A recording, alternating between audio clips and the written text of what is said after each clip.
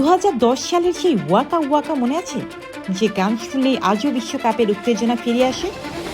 ঠিক 16 বছর পর আবারও বিশ্বকাপের মঞ্চে ফিরলেন শাকিরা। তবে এবার তিনি একা নন, তার সঙ্গে আছেন আফ্রোবিট সেন্সেশন বার্না বয়। আর তাদের নতুন গান দাই দাইকে অফিসিয়াল থিম সং হিসেবে ঘোষণা করেছে ফিফা। কিন্তু প্রশ্ন হলো, এই গান কি ওয়াকা ওয়াকার ম্যাজিক ফিরিয়ে আনতে পারবে?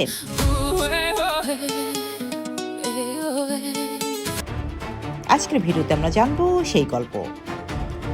শুক্রবার 15 মে এক আনুষ্ঠানিক বিবৃতিতে ফিফা জানায়, দাই দাই হবে 2026 সালের অফিসিয়াল গান। ফিফার ভাষায় এটি শুধু একটি গান নয়, বরং ফুটবল, সংস্কৃতি এবং বৈশ্বিক ঐক্যের এক উদযাপন। গানটিতে লাতিন পপ, আফ্রোবিটস, রেগেটন আর ড্যান্স পপের মিশ্রণ রাখা হয়েছে, যা বিশ্বকাপের বহুজাতিক আবহকে আরও প্রাণবন্ত করে তুলবে। 4 মিনিটের এই গানে বিভিন্ন দেশের নাম, ফুটবল উন্মাদনা আর ঐক্যের বার্তা তুলে ধরা হয়েছে। বিশ্বকাপ আর শাকিরা, এই দুই নাম যেন একে অপরের সঙ্গে জড়িয়ে গেছে বহু আগে। 2006 বিশ্বকাপে তিনি গেয়েছিলেন হিপস ডোন্ট লাই। 2010 সালে আসে ইতিহাস গড়া ওয়াকা ওয়াকা।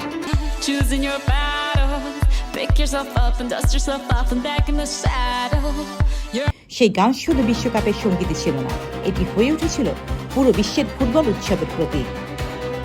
আজও ইউটিউবে কোটি কোটি মানুষ গানটি শোনে। এরপর 2014 সালে আসে লা লা লা।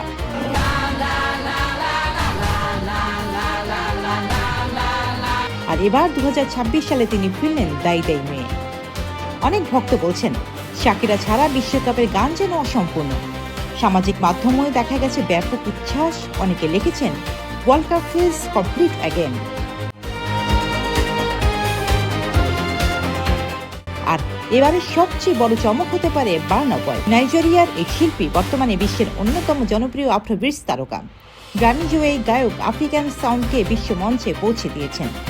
দাই দাই গানে তার কণ্ঠ এবং আফ্রোবিটস ভাইব পুরো গানটিকে দিয়েছে এক নতুন আন্তর্জাতিক স্বাদ। বিশেষজ্ঞরা বলছেন, শাকিরা লাতিন স্টাইল আর বার্না বয়ের আফ্রোবিটস, এই কম্বিনেশনই গানটিকে বিশ্বব্যাপী জনপ্রিয় করে তুলতে পারে। ফিফা জানিয়েছে, এই গানের রয়্যালিটি থেকে পাওয়া অর্থের একটি অংশ যাবে ফিফা গ্লোবাল সিটিজেন এডুকেশন ফান্ডে।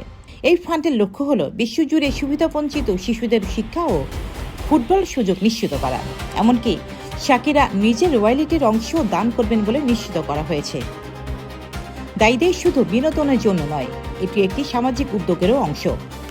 2026 বিশ্বকাপ হবে ইতিহাসের সবচেয়ে বড় বিশ্বকাপ, কেননা প্রথমবারের মতো 48টি দল অংশ নেবে। আর টুর্নামেন্টটি যৌথভাবে আয়োজন করবে যুক্তরাষ্ট্র, কানাডা এবং মেক্সিকো।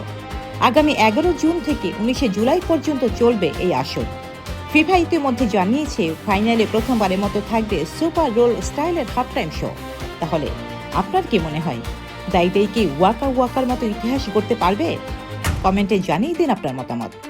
ভিডিওটি ভালো লাগলে লাইক দিন, শেয়ার করুন। আর ফুটবল ও বিশ্বকাপের নতুন সব আপডেট পেতে চ্যানেলটি সাবস্ক্রাইব করতে ভুলবেন না। চোখ রাখুন রাইট টিভির পর্দায়।